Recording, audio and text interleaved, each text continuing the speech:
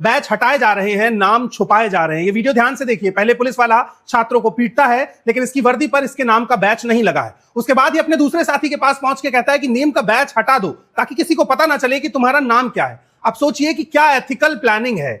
क्या ऐसे में यह डर नहीं पैदा होगा कि पुलिस की वर्दी पहनकर कुछ गुंडे भी इस प्रोटेस्ट में घुस सकते हैं, छात्रों के साथ मारपीट कर सकते हैं, कोई अनहोनी हो सकती है।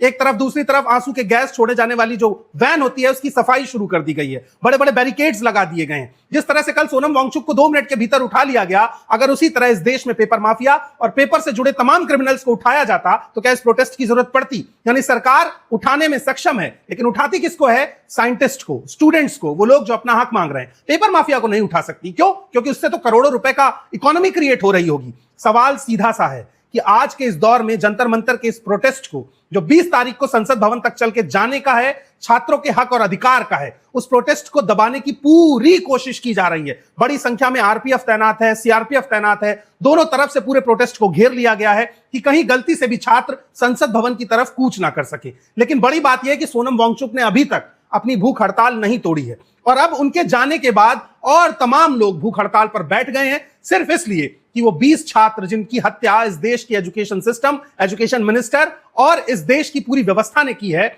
उनका हिसाब लिया जा सके और आने वाले दौर में कोई छात्र इसलिए सुसाइड ना करे कि पेपर लीक हुआ। यही तो साधारण सी मांग है। ये मांग शायद सरकार को समझ नहीं आ रही है। आप सोचिए कि इस देश के शिक्षा मंत्री कितने बेशर्म होंगे जब लाखों लोग उनका इस्तीफा मांग रहे हैं तो अपने कमरे में चुपचाप बैठकर तमाशा देख रहे हैं। ये दौर आपको दूसरा मौका नहीं देगा। ये प्रोटेस्ट किसी एक व्यक्ति का, किसी नेता का, किसी पार्टी का प्रोटेस्ट नहीं है। ये प्रोटेस्ट इस देश के हजारों, करोड़ों, लाखों युवाओं का प्रोटेस्ट है और उनकी शिक्षा की बेहतरी का प्रोटेस्ट है। इसलिए उनके साथ खड़े होना है आपको, चाहे डिजिटली खड़े होइए, सोशली खड़े होइए, जमीन पर खड़े होइए, लेकिन आज देश की शिक्षा को बचाने का मौका है। अगर आज नहीं खड़े होंगे तो कल इतिहास आपको माफ नहीं करेगा।